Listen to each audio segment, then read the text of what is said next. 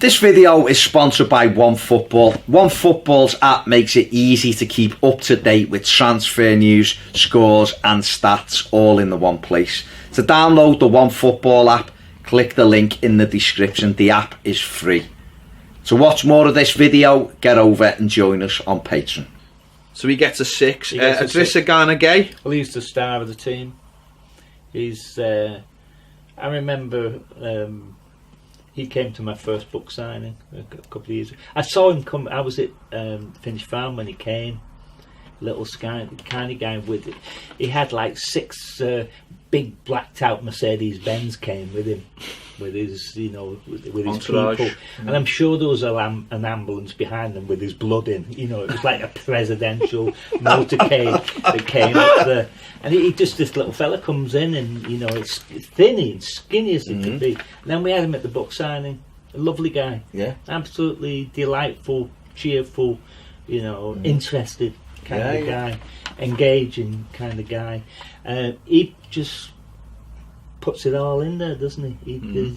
And his attitude after being denied the move is... I think that's impressed everybody, hasn't it? Give him 50% more money and just try and keep him, because that's the attitude you want. Yeah, I think it's...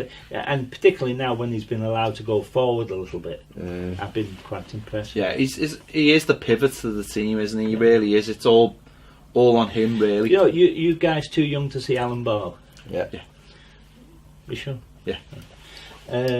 But Ball was like that. Nice.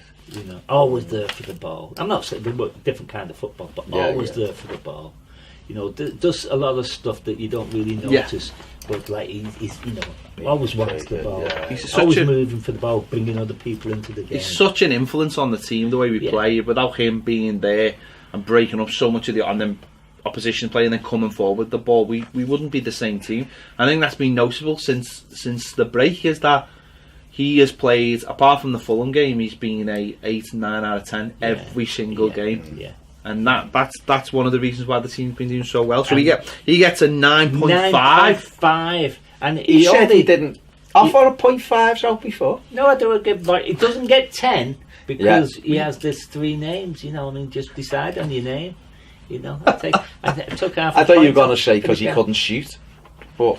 Well, I said the other day on the Echo, I said he reminds me of John Edbell and they all turned their heads around.